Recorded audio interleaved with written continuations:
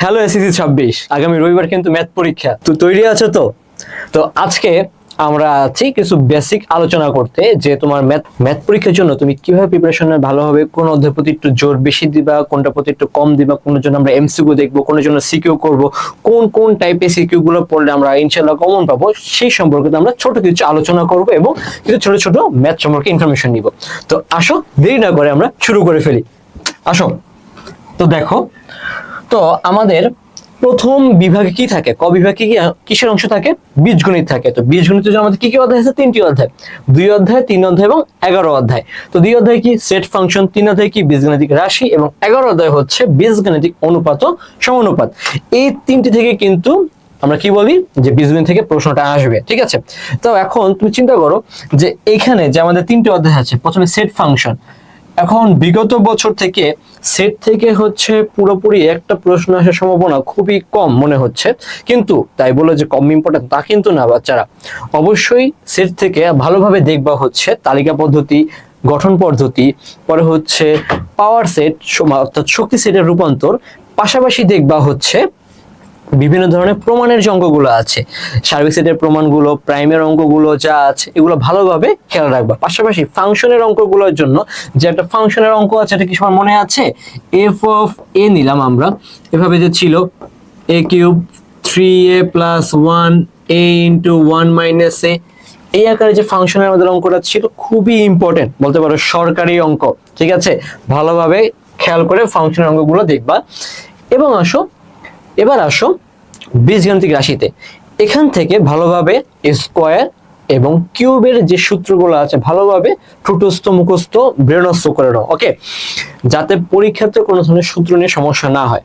যারা এখনো এই শেষ পর্যায়ে এসে সূত্রকে ভয় পেয়ে যাও বা বীজগণিতকে ভয় পাও, তারা অবশ্যই সূত্রগুলো মনে রাখবা, ভালোভাবে প্রিপারেশন নিয়ে যাবা ইনশাল্লাহ, যাতে পরীক্ষা ভালো হয়। তো দেখো, বীজগাণিতিক রাশিতে আমরা কিন্তু সবাই জানি এই যে পাওয়ার 5 অঙ্কটা কি রকম ইম্পর্টেন্ট। পাশাপাশি কিন্তু এই পাওয়ার 5 এর বদলে পাওয়ার 7 আসতে পারে, পাওয়ার 9 আসতে পারে, পাওয়ার 4 আসতে পারে। তো বিভিন্ন টাইপের কিন্তু পাওয়ারের অঙ্ক আসতে পারে, এগুলো অবশ্যই খেয়াল করে দেখবা। পাশাপাশি আরো কিছু কিন্তু অঙ্ক আছে এই ধরনের, দেখো a = 11 + √30, এই টাইপের কিছু অঙ্ক থাকে। এর ধারা কি আমাদের ভেঙে ভেঙে প্রতিটা পদের মান বের করতে হয়, a বের করতে হবে, 1/a বের করতে হয়, প্লাস অথবা মাইনাসের মান বের করতে হয়। এই আকারে সূত্রের সাহায্যে যত ধরনের অঙ্ক আছে সবগুলো ভালোভাবে চোখ বুলিয়ে দেখবা। এরপরে আসো আমাদের 11 অধ্যায় বীজগাণিতিক অনুপাত ও সমানুপাত। বেশিরভাগ ক্ষেত্রেই হচ্ছে এই 2 এর সাথে 11 মিক্স হয়ে আসে, 2 এর সাথে 3 মিক্স হয়, 3 আর 11 মিক্স হয়। খুব সম্ভবত হচ্ছে দেখবা তোমরা 2 অধ্যায় এবং 11 অধ্যায় থেকে খুব সম্ভবত এবার প্রশ্ন চলে আসবে, দেখবা একবার কমন এবার, ঠিক আছে? কিন্তু 3 অধ্যায় থেকে সলিড প্রশ্ন আসার চান্স খুবই বেশি। আচ্ছা, তো দেখো 11 অধ্যায় থেকে আমরা কি শিশু অঙ্ক জানি, ক্রমিক সমানুপাতিক অঙ্ক আছে, এবং আমাদের কিন্তু অবশ্যই এটা কিন্তু অবশ্যই আমাদের সবাই জানার কথা যে b² = ac, এটার কিন্তু প্রমাণও আছে, অঙ্কও আছে, খুব ভালোভাবে অঙ্কটা দেখবে। পাশাপাশি হচ্ছে তোমরা অবশ্যই খেয়াল রাখবে যে আয়তক্ষেত্র বা বর্গক্ষেত্রে যে হচ্ছে বলে না যে দৈর্ঘ্য বৃদ্ধি করলে 10% বৃদ্ধি হলো, প্রস্থ হচ্ছে 10% হ্রাস পেলো, এই টাইপের অঙ্কগুলো অবশ্যই চোখ বুলিয়ে যাবে, ঠিক আছে? খাতায় ভালোভাবে প্র্যাকটিস করবে। এরপরে আসো আমাদের জ্যামিতি অংশ। জ্যামিতি অংশে কি কি থাকবে আমাদের?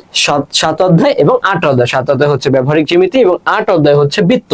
তো 8 অধ্যায় এবং আগে আমরা সম্পদ নিয়ে আলোচনা করি, আসো। এরপর আমরা উপপাদ্যতে পরে যাব, কারণ হচ্ছে বেশিরভাগ শিক্ষার্থীরা হচ্ছে উপপাদ্য স্কিপ করে সম্পদ অ্যান্সার করতে চায়। তো আজকে আমরা শুধু সম্পদ নিয়ে হচ্ছে ব্রিফটা দিই। তো দেখো, সম্পদের ক্ষেত্রে কিন্তু সম্পদ আমরা জানি যে 1 2 3 খুবই ইম্পর্টেন্ট একটা প্রশ্ন আসে, যেখান থেকে প্রশ্ন আসেই।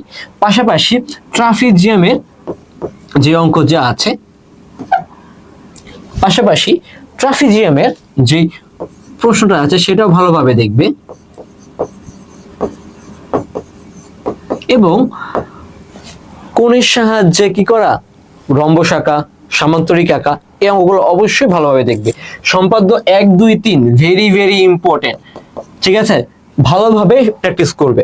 আর জ্যামিতি করার সময় অবশ্যই মনে রাখবে যে বেশি গাঢ় হওয়ার প্রয়োজন নেই বা বেশি মোছামুছি করার প্রয়োজন নেই, যা আঁকবে নিট অ্যান্ড ক্লিন রাখার চেষ্টা করবে, যাতে কোনো ধরনের সমস্যা না হয়, ওকে? এরপর আসো বৃত্ত। বৃত্ততে কিন্তু আমরা সবাই জানি কি কি ইম্পর্টেন্ট আছে আমাদের, পরিবৃত্ত, অন্তবৃত্ত,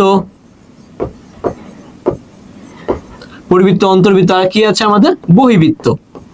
ওকে, বহিবৃত্ত এগুলো কিন্তু কি খুবই ইম্পর্টেন্ট। দেখো পরীক্ষা কিন্তু মনে করো হচ্ছে অন্তর্বৃত্তটা চলেই আসলো একবার কমন, ঠিক আছে, অন্তর্বৃত্তটা ভালোভাবে করে ফেলো প্র্যাকটিস বাসা সবাই। আচ্ছা, এরপরে কিন্তু আমাদের পাশাপাশি কিন্তু এটা থাকে যে একটি বৃত্তকে স্পর্শক আঁকো, একটি বৃত্তকে এমন ভাবে একটি স্পর্শক আঁকো যাতে যেন তার কোণ 60 ডিগ্রি হয়, 90 ডিগ্রি হয়, 50 ডিগ্রি হয়, এরকম কিছু প্রশ্ন আছে। এগুলো খুবই ভালোভাবে মনোযোগ সহকারে প্র্যাকটিস করবে বাসায়, এবং অবশ্যই ব্যাখ্যাটা ভালোভাবে লিখবে। তুমি সম্পাদতে যাই লিখো না কেন, যাই আঁকো না কেন, তাই কিন্তু হচ্ছে তোমার ব্যাখ্যায় থাকবে। তো ভালোভাবে বৃত্তচাপ, রেখাংশ, সমদ্বিখণ্ডিত, কোণ যা আছে সব ভালোভাবে লিখবে। এরপরে আসো নবম অধ্যায়, অর্থাৎ আমাদের পরিমিতি এবং ত্রিকোণমিতির বিভাগটা, অর্থাৎ 3 নম্বর বিভাগ, গ বিভাগ। এখান থেকে কিন্তু আমাদের 9 অধ্যায় এবং 16 থেকে প্রশ্ন আসে। এখান থেকে তুমি ধরে রাখো যে একবারে 9 অধ্যায় থেকে পুরো সলিড প্রশ্ন এবং 16 অধ্যায় থেকে পুরোপুরি সলিড প্রশ্ন আসে আমাদের, ঠিক আছে। সবসময় ত্রিকোণমিতি থেকে একটা সলিড প্রশ্ন থাকবেই থাকবে, পরিমিতি থেকেও সলিড প্রশ্ন থাকবে। এখন ত্রিকোণমিতি থেকে কি কি প্র্যাকটিস করবো ভালোভাবে, কোণের মান নির্ণয় করা, এরপরে হচ্ছে বিভিন্ন ধরনের প্রমাণ আছে, সাইন থিটা, কস থিটার প্রমাণ আছে, সেই প্রমাণের অঙ্কগুলো করবে। এবং পাশাপাশি সংক্ষিপ্ত বা কর জন্য যে প্রশ্নগুলো আছে সেটা হচ্ছে জ্যামিতিক প্রমাণটা, ত্রিভুজের সাহায্যে, পিথাগোরাসের সূত্রের সাহায্যে, সমকোণী ত্রিভুজ ব্যবহার করে যে প্রমাণটা আছে ভালোভাবে লক্ষ্য করবে সবাই অবশ্যই। এবার আসো পরিমিতিতে। পরিমিতিতে কিন্তু আমরা যে সবাই জানি যে এখানে কিন্তু আমাদের 4টা ভাগ আছে, 16.1, 16.2, 16.3 এবং 16.4 আমাদের বইতে দেওয়া আছে। যার মধ্যে থেকে খেয়াল করবে তোমরা 16.1 হচ্ছে সম্পূর্ণ ত্রিভুজ সম্পর্কিত প্রশ্ন, 16.2 হচ্ছে চতুর্ভুজ সম্পর্কিত যত ধরনের প্রশ্ন সেগুলো নিয়ে আলোচনা করা, এবং 16.3 হচ্ছে বৃত্ত নিয়ে, এবং এখানে আছে বিভিন্ন ধরনের ঘনবস্তু নিয়ে। অর্থাৎ কি কি আছে এখানে, আয়তাকার ঘনবস্তু আছে, ঘনক আছে, গোলক আছে, সিলিন্ডার আছে, এই টাইপের কিছু প্রশ্ন আছে, ভালোভাবে লক্ষ্য করবে। তো এখান থেকে মনে রাখবে ত্রিভুজের জন্য সমবাহু ত্রিভুজ খুবই ইম্পর্টেন্ট এবং সমদ্বিবাহু ত্রিভুজ, দুইটা ত্রিভুজের অঙ্ক কিন্তু খুবই ইম্পর্টেন্ট। তোমরা কিন্তু এই অধ্যায় থেকে সূত্র একবার ধুয়ে পানি খেয়ে ফেলবা, ঠিক আছে, একবারে পানি পানি পানি, ঠিক আছে। এই অধ্যায় থেকে সূত্র ভালোভাবে মাস্ট, ওকে। এরপর আছে চতুর্ভুজ। চতুর্ভুজ থেকে কিন্তু সামান্তরিক এবং রম্বসের অঙ্কটা খুবই ইম্পর্টেন্ট, রম্বসের থেকেও কিন্তু সামান্তরিকটা খুবই ইম্পর্টেন্ট। এই যে এরকম একটা অঙ্ক তোমরা অবশ্যই সবাই করেছো, যে অতিরিক্ত ভাবে এখানে একটা কোণ আঁকতে হয়, সমকোণী কোণ এঁকে নির্ণয় করতে হয়, সেই অঙ্কটা খুবই ভালোভাবে প্র্যাকটিস করে যাবে বাসা থেকে, ওকে। এরপরে আসো চতুর্ভুজে কিন্তু আরেকটা এরকম অঙ্ক ছিল যে একটি রম্বসের পরিসীমার সমান একটা বর্গের পরিসীমা হবে, বা একটা আয়তের পরিসীমার সমান বর্গের পরিসীমা, একটা সমবাহু ত্রিভুজের পরিসীমা বর্গের পরিসীমার সমান, কতগুলো ইট রাখা যাবে, কতগুলো এখানে জমির আছে সেটা নির্ণয় করো, এরকম গাছ লাগানো যাবে, এরকম বিভিন্ন ধরনের অঙ্ক আছে, এগুলো প্র্যাকটিস করবে কম বেশি। এরপর আসে বৃত্ত। সাধারণত বৃত্ত থেকে খুব বেশি 4 মার্কের প্রশ্ন আসে না, ঠিক আছে। বৃত্ত থেকে সবাই একটু কম বেশি হচ্ছে সংক্ষিপ্ত গুলো দেখবা এবং ক মার্কের প্রশ্নগুলো দেখবা, বৃত্তের পরিধিগুলো দেখবা, বৃত্ত চাপের ক্ষেত্রফল, বৃত্ত কলা, ঠিক আছে, এই অঙ্কগুলো দেখলেই আশা করি হবে। এরপর আসে ঘনবস্তু। এখান থেকে সরকারি অঙ্ক বলতে পারো হচ্ছে লোহার পাইপের অঙ্কটা খুবই ইম্পর্টেন্ট, মারাত্মক লেভেলের ইম্পর্টেন্ট, ঠিক আছে। যদি পরীক্ষা এখান থেকে তুমি না পারো তাহলে কিন্তু পরীক্ষাতে MA হয়ে যাবে তোমার জন্য। তো ভালোভাবে এই অঙ্কগুলো প্র্যাকটিস করবে, এই অধ্যায় থেকে কিন্তু সূত্রগুলো মাস্ট বি লক্ষ্য করবা।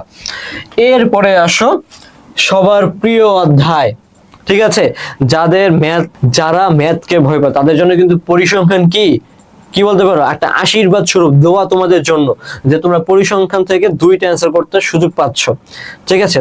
তো দেখো পরিসংখ্যান থেকে কি কি ধরনের অঙ্ক থাকে, কি কি অঙ্ক থাকে বলতে পারো, কেন্দ্রীয় প্রবণতা থাকতে পারে, পরে প্রচুরক শ্রেণী নির্ণয় করা, মধ্যক শ্রেণী নির্ণয় করা, ক্রমযুক্ত সংখ্যা নির্ণয় করা, কোন ঘরে আছে সেটা, বা যদি হচ্ছে অবিন্যস্ত মান থাকে সেগুলোকে সাজাতে দিতে পারে, ক্রমানুসারে সাজানো, এইসব ধরনের অঙ্ক সংক্ষিপ্ত থাকতে পারে।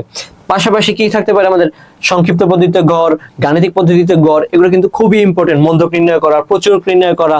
পাশাপাশি কি আছে আমাদের আয়তলেখ, মানে গ্রাফের ক্ষেত্রে আয়তলেখ, এরপরে কি আছে, বহুভুজ এবং অজীব রেখা, যার মধ্যে থেকে অজীব রেখা এবং বহুভুজ কিন্তু খুব বেশি ইম্পর্টেন্ট। তাই বলে কি আয়তলেখাকে বাদ বলে ঘর থেকে ত্যায্য করে দিবা, তা কিন্তু না, বলা যায় না প্রশ্ন কোথা থেকে আসবে। তাই বাদ যাবে না একটি শিশু, চুক্কো বাদ যাবে না একটি অঙ্ক। ঠিক আছে, সবগুলো অঙ্ক কিন্তু ইম্পর্টেন্ট, কারণ তুমি একজনকে বাদ দিতে যাবে, আরেকজন কিন্তু কষ্ট পাবে, এই জন্য কোন অঙ্ককে বাদ দেওয়া যাবে না। ঠিক আছে, তো আগামীকাল দেখা হচ্ছে তোমাদের সাথে লাইভ ক্লাসে, এই সকল ধরনের প্রশ্নের সমস্যা নিয়ে আমরা আলোচনা করব। ঠিক আছে, ইনশাল্লাহ আগামীকাল সন্ধ্যা 7টা দেখা হচ্ছে তোমাদের সাথে গণিত লাইভ নিয়ে। তোমরা প্রস্তুত তো?